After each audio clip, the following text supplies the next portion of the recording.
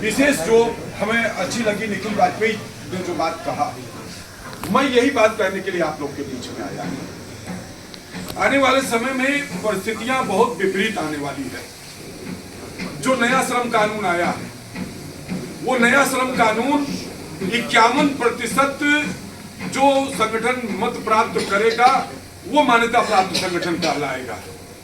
अब आप समझ लीजिए कि इनडायरेक्टली रूप में ये होने जा रहा है कि केवल एक यूनियन रह जाएगी, या मान लीजिए कि हम 40% पा गए, यूआरएमयू भी 40% पाई, 10-5% में और कुछ लोग जो है वो हो गए, तो किसी को मान्यता नहीं मिलने वाली है।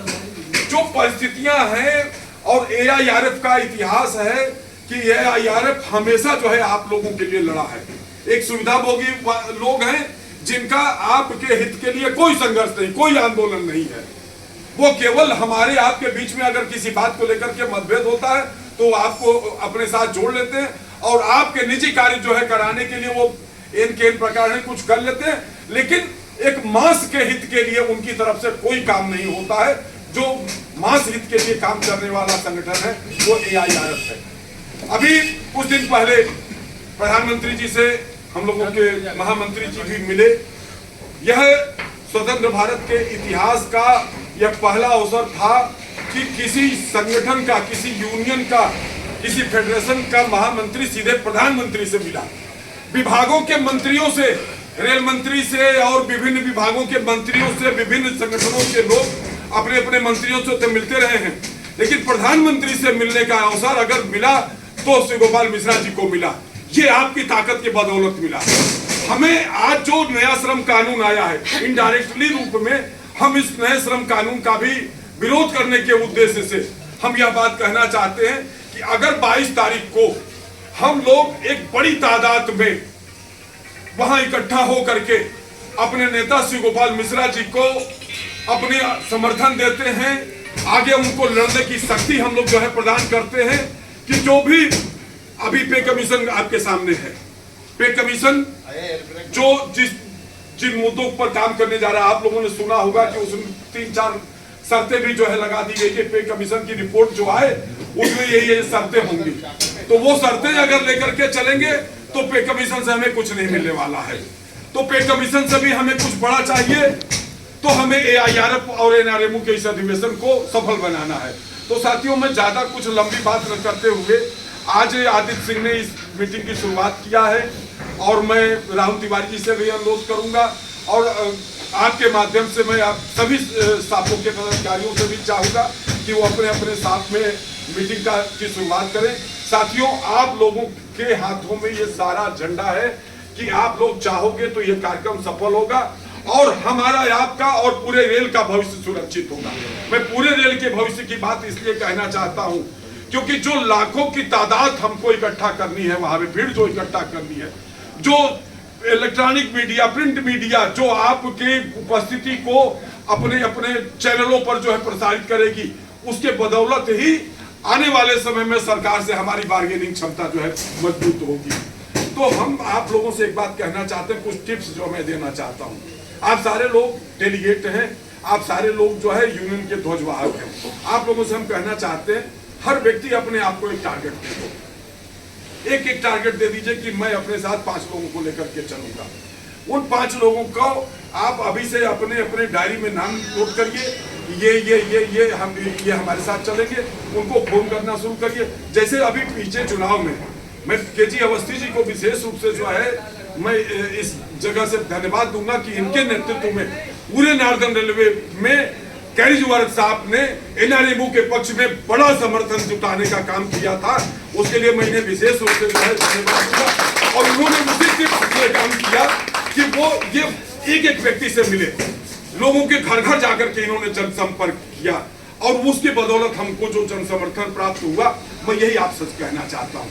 इस कार्यक्रम को 22 तारीख के कार्यक्रम को आप चुनाव मान लीजिए कि हमारा इलेक्शन होने जा रहा है। इलेक्शन में जिस तरीके से आप एक व्यक्ति से संपर्क करते हैं, उनसे वोट मांगते हैं, उसी तरीके से आप सारे साथियों से मैं हाथ जोड़ करके निवेदन करता हूं, साथियों एक दिन समर्थन दो। आपकी एक दिन का 22 तारीख को आपकी दिया हुआ समर्थन आपकी ताकत के बदौलत आपका हमारा रेल का भविष्य सुरक्षित होने वाला है। इसलिए मैं आप सबसे कहना चाहता हूं, अपने साथियों से, जो और भी हम यहां तक कहना चाहते हैं जो हमारे बीच अभी जल्दी रिटायर हो चुके साथी हैं, उनको भी जो है शामिल करिए, क्योंकि एक चुनौती और है। वो चुनौती ये है कि नया पे कमीशन जो आएगा उसमें संभव है कि रिटायर्ड कर्मचारियों को उससे वंचित किया जाना है। तो हम उनका भी समर्थन जो है चाहते हैं कि वो भी आकर के इस मुहिम को अपना समर्थन दे। उन लोगों को भी आप लोग जो है फोन करिए कि वो लोग जो है अपना इस अधिवेशन में हिस्सेदारी करें। तो साथियों, ज्यादा कुछ न करते हुए मैं फिर से उसी मूल बात पे जो है आना चाहता हूं कि एक एक व्यक्ति अपनी अपनी लिस्ट बना दीजिए और लिस्ट बना करके और अभी से आप लोग जो है संपर्क करना जो है शुरू कर दीजिए। तो साथियों, हमारे बीच में हमारे मंत्री जी भी उपस्थित हो चुके हैं, उनका स्वागत करता हूं और अपनी बात को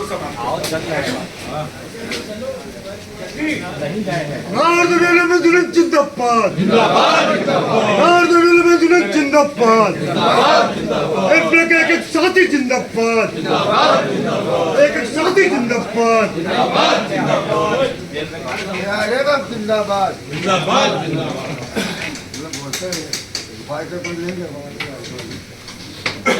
एक ग्रुपिंग दिग्गज भाई जरा अरे ठीक है यार, मैं ठीक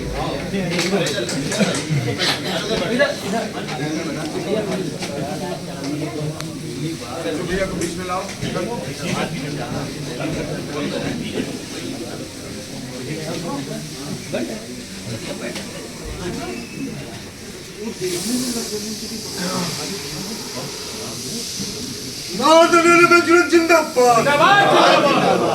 आजम जिंदाबाद, जिंदाबाद, जिंदाबाद, आवाज दो, आवाज दो, है ना रमेश जिंदाबाद, यार जिंदाबाद, और आदित्य सिंह जिंदाबाद, कमर श्रीनिवास राय जिंदाबाद, कमर नसीम सिद्दीकी जिंदाबाद, संजीव मिश्रा जिंदाबाद, एक साथी जिंदाबाद, अवस्थी जिंदाबाद, आवाज दो, आवाज दो, राहुल तिवारी जिंदाबाद, मकर शुक्ला जिंदाबाद, एक साथी जिंदाबाद, मजदूर एकता जिंदाबाद, कॉमरेड अश्विनी जिंदाबाद,